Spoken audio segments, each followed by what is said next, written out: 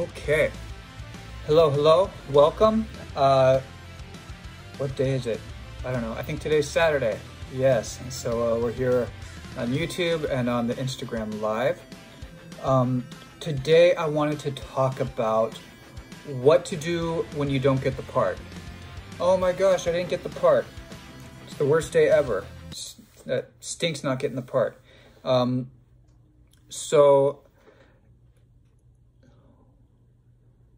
You know, there are an infinite number of reasons why you may not have gotten the part after an audition or a callback. You know, you could have messed up. You know, it's possible. It's not usually the case, but every once in a while you mess it up. It happens. You know, it could be that the other person messed up. You know, sometimes you would be great in the role if paired with somebody else and it just didn't work. The other role went to another actor that paired better with somebody based on kind of the look of the place, just the energy that you bring to the role. You know, it could be that it's a new company and that you're auditioning for and they want to work with people that they've worked with before. Or vice versa. It could be someone that you work with all the time and they just want to kind of expand their repertoire and just kind of save you for another project. So the reason I kind of list a few of these is just to kind of get them out of the way because they're not useful for you at all. There's really no point in kind of ruminating over why it didn't work out this time. The answer really all just comes down to one simple thing. It wasn't your part. Straight up, you can just tell yourself, all of these little thoughts will come in, all of the whys will come, and that's okay, but the bottom line is you didn't get the part because it's not your part. There are plenty of roles out there. There are plenty of performance opportunities. There are plenty of theaters. There's an infinite number of cameras out. Everybody with a cell phone has a camera, okay? And there are more expensive cameras too, and there are many production companies and many screenwriters and many directors. If you want to act, there will be a part for you if you kind of keep plugging away at it, no matter what, no matter where you are in the world, no matter where you are in your career, no matter what the last project was that you had, there will be another part for you. Your part will be there for you, okay? So if that wasn't our part, great. What can we do to help us get to the next part? So there's a few things that will kind of help keep us on track. One is if you're not in a class, to enroll in a class. It's always good to kind of keep the muscles flowing. Athletes go to the gym the day after off season. They work on their bodies, they work on their techniques, even after the season. So even if you are not working on performance, get in class, okay? It doesn't matter. Even everybody takes classes. I take classes. I have an MFA. You know, there's no arrival and not having to work to continue the work. Of course, an athlete would never say, oh, well, I was in the Olympics last time, so, you know, I'll be in the Olympics in 4 years without having to do anything. Of course not. So enrolling in a class is a great way to just kind of move forward into the next thing, learn some new techniques, get to know new actors, a new teacher. You can also just go, you know, you can kind of just go for the next audition, you know, kind of skip a class and just go right to it. Okay, how many more casting calls can I get a part of? Can I call my agent? What's going on here? You can seek out the next audition. My favorite thing that you can do is to start to work on a role that you would like to play. That could be writing, that could be an adaptation. You know, if there's a story character, a book character that you like, start to develop, how would I play this role? What can I do? And just kind of get your energy geared towards something that feels exciting. And it can be writing your own screenplay, or your own adaptation. These kind of things, they just kind of get the kind of slump out of the way and just kind of get us in a period of a space of generating and a place of excitement and a place of moving forward. Because that's really the name of the game is, you know, again, that part wasn't our part. We do have a next part, so how do we get to the next part without waiting for it? Because those of you that have listened to previous videos of mine, you know that I don't like waiting. And once we are waiting, then that's the thing we're doing. I am waiting, or I am about to. What are you already doing? Because that's what feels good. That's what will let you sleep soundly at night. Okay. Let's see. Questions. Can I ask the director why I didn't get the part?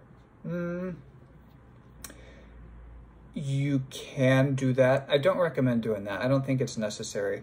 Put yourself in the position of the director.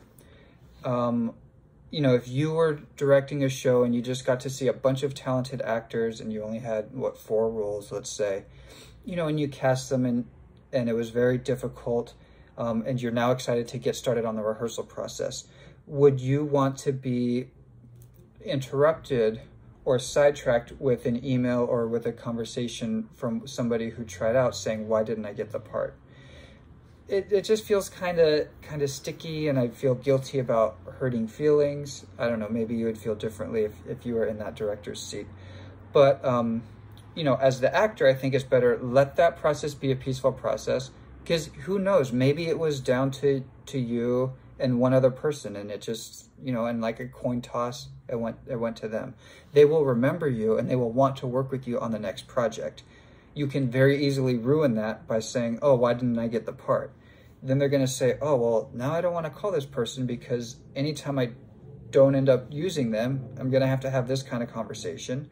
Or if I do use them and it's a rough day on set or in rehearsal, am I going to have to spend extra energy with them to kind of keep them okay and to keep the project moving forward?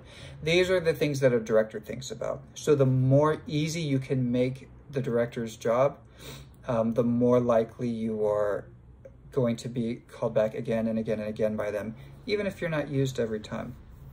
Let's talk about numbers a little bit. I grew up playing baseball, and baseball is notoriously a very negative sport. So, yes.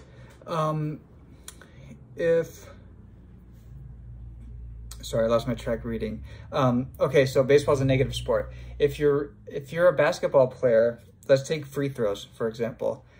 To be at a competitive college level, and certainly in the pros, you need to be making 9 or 10 out of 10 free throws.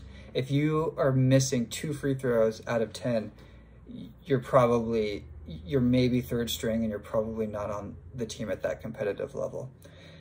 Now, in baseball, if you hit the ball, if you get a hit 3 times out of 10, that's a 300 batting average, that is considered very, very good.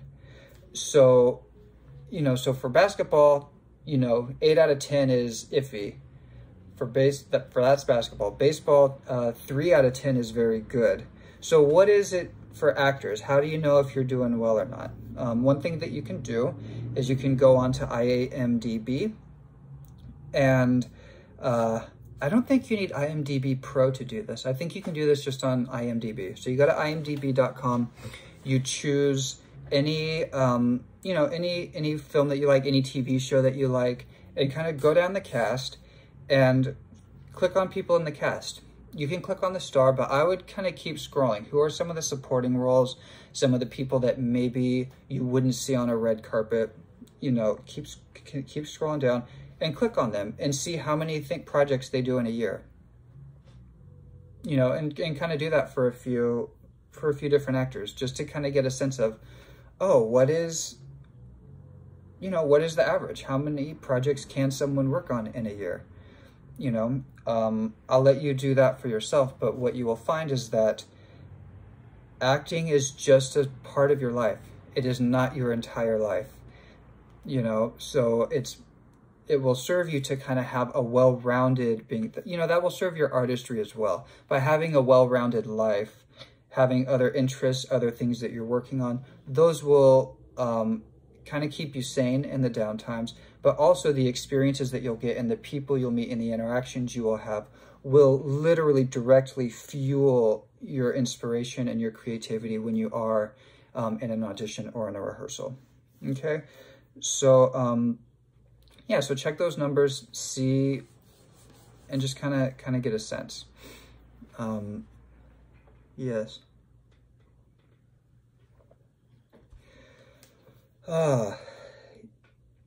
Yes, yes, yes. Yeah, nobody's acting all the time. Sometimes, you know, it is your turn and you get to do the, you know, the Broadway show for a 3-month run or 6-month run, and that's all you're doing, 8 shows a week, and that's wonderful. But all shows end eventually, and then you'll get to kind of balance the other times of your life. Date night? What's date night?